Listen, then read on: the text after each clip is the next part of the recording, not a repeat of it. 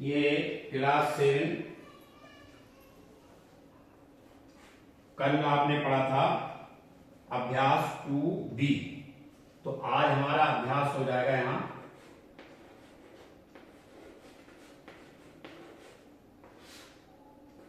2C। 2C हमारा start हो रहा है। इसमें पहला सवाल है, इसमें कहा गया है कुछ संख्याएं लिखी है गुणा कर करके 12 गुणा 12 गुणा कई बार लिखा हुआ है, उसको लिखा है घात रूप में व्यक्त कीजिए। तो ये सवाल है पहला 12 गुणा फिर 12 फिर 12 फिर गुणा 12 फिर 12 लिखा है 1 2 3 4 5 6 1 2 3 4 5 ये 12 लिखेंगे हम। अब इसको कह रहे हैं कि घात रूप में लिखिए। इसका घात रूप होगा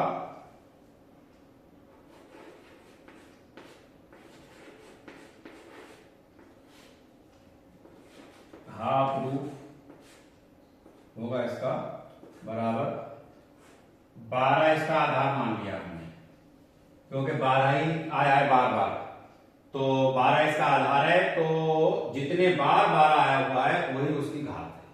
तो 6 बार आया है तो हम 6 लिख देंगे ऊपर इसकी घात, बस ये घात रूप हो गया इसका। इतना ही था इस सवाल। नंबर 2, दूसरे सवाल में कहा गया है 15,625 को आधार 5, आधार 25 एवं आधार 125 के घातीय संकेतन में व्यक्त कीजिए। तो पहले हमें इसको हल करने के लिए 15,625 के हमें अभाज्य गुणनखंड करना पड़ेगा। 15,625 के अभाज्य गुणनखंड पहले करना पड़ेंगे, उसके बाद ही हम इसको घात रूप में जो भी आधार है उसके हिसाब से व्यक्त कर सकते हैं।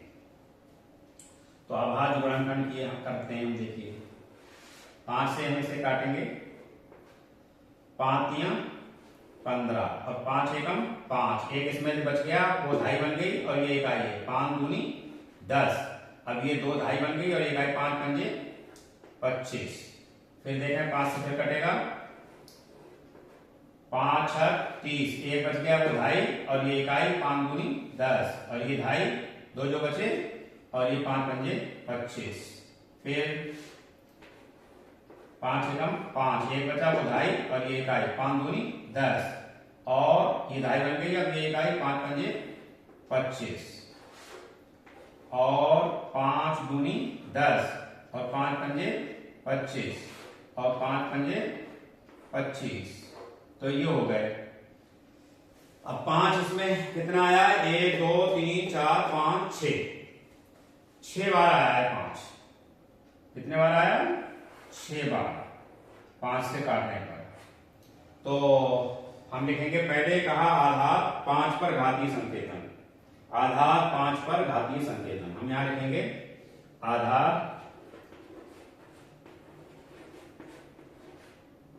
5 पर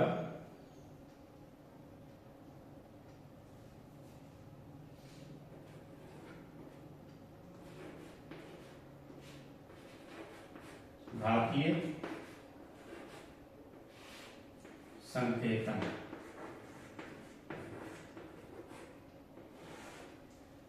बराबर क्या हो जाएगा 5 और कितने बार आया 5 6 बार, ये हो गया। अब उसके बाद कह रहे हैं आधार 25, आधार 25 को आधार मान लें 25 पर घातीय संकेतन।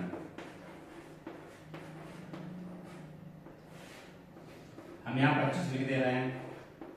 अब देखिए 25 हैं तो इसको ऐसे समझ लीजिए कि 25 हो गए 5 पंजे 25 25 25 कई बार हो सकता है 3 बार, तो इसकी घात हो जाएगी 3। अब 125 करने के लिए हमें क्या करना पड़ेगा, ये हमें यहां लाए और ये यहां, यानी 5 पंजे 25 और 25 पंजे 125। तो 125 आधार 125 पर 2 बार ही आएगा। आधार 125 पर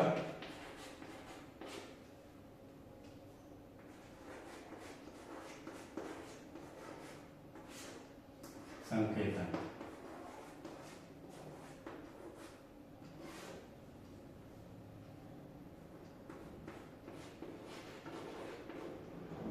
दो, इसको हम इस तरह से थोड़ा सा और कर दें ताकि कोई उलझन न रहे।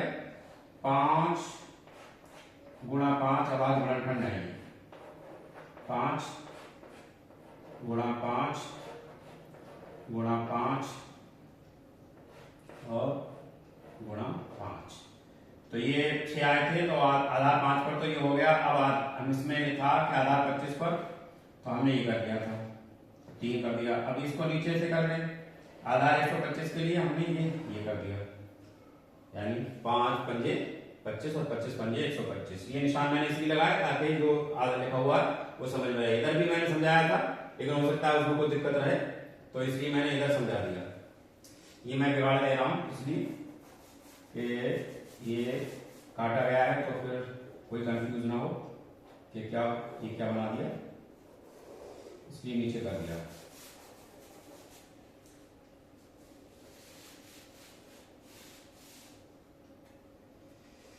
तो ये हमारे 2 सवाल हो गए। अब देखिए तीसरा सवाल हम करेंगे तो हमें बिगाड़ना पड़ेगा, इसलिए स्क्रीनशॉट लेने का थोड़ा सा मौका छोड़ रहे हैं आपके लिए।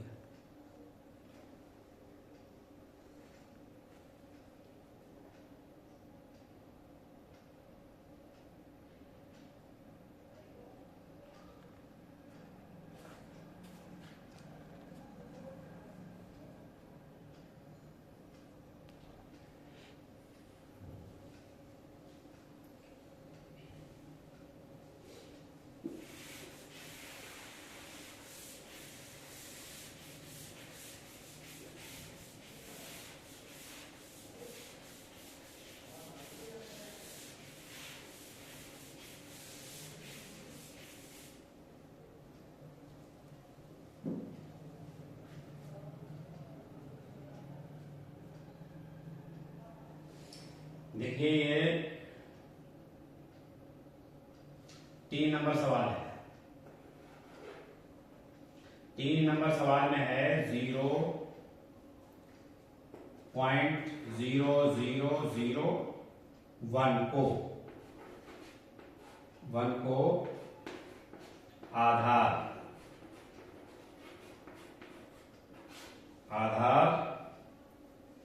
0.01 पर धातु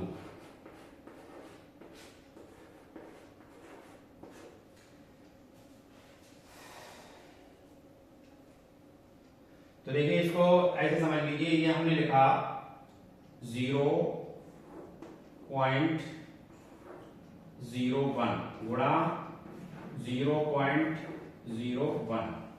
अब देखिए हम जब गुणा करते हैं तो हम जब इनको आपस में गुणा करेंगे तो गुणा करने के बाद जो उत्तर आएगा हमारा, तो यहाँ 2 अंक के बाद दशमलव है, यहाँ 2 अंक के बाद दशमलव है, तो उसमें 4 अंक के बाद दशमलव लग जाएगा।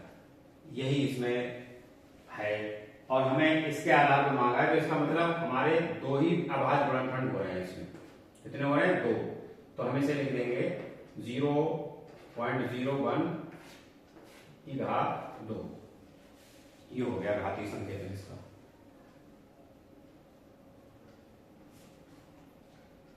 अब चौथा सवाल है 4 नंबर। 4 नंबर में है 1000 बटे 1331 को आधार 10 को आधार 10 बटे 11 पर घातीय संकेतन में पर घातीय संकेतन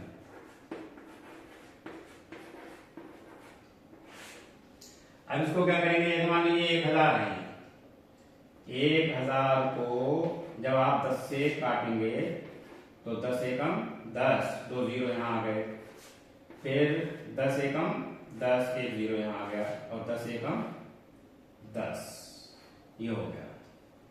इसी तरीके से हम इसको 11, इसको जो है 1331 को काट लेंगे, 1331, इसको 11 से हमने काटा, 11 एकम 11, 2 बच गए यहाँ पर से, 11 निकल गए तो ये हो गए 23, 11 दूनी 22, अब इसमें 1 रह गया, 11 एकम 11, फिर इसी तरीके से 11 से 11 एकम 11, 1 इसमें से बचा तो 11 एकम 11 फिर हो गया, और 11 एकम 11, तो इसका घातीय संकेतन होगा हमारा 3 बार ये आ गया, 3 बार ये आ गया, तो हो गया 10/11 की घात 3, क्योंकि 3 बार आ गया ये गुणा, 3 अभाज्य गुणनखंड आ गया। अब ये 5वां देख लो, 5वां सवाल, 5वें सवाल में भी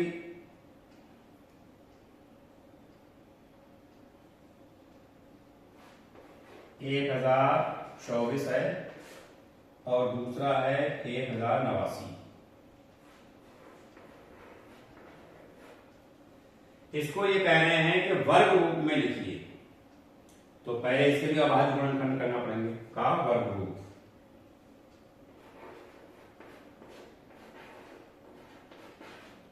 वर्ग रूप। अब पहले इसके अभाज्य गुणनखंड कर लें, 1024, इसको हम 8 से काट सकते हैं, बड़ी संख्या से काट लें, ज्यादा छोटी से जरूरत नहीं, 8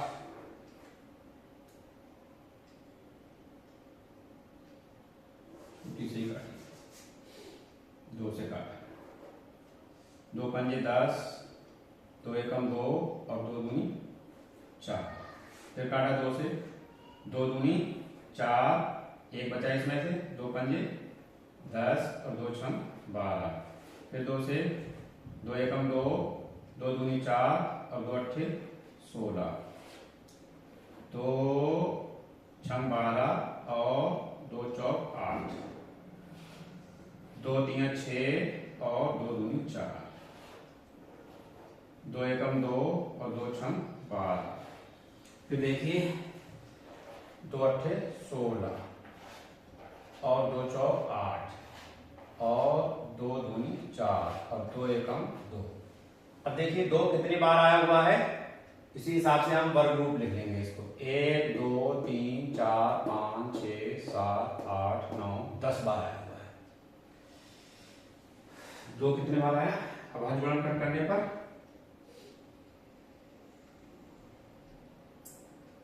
10 बार। अब इसके कर लें हम अभाज्य गुणनखंड 1089,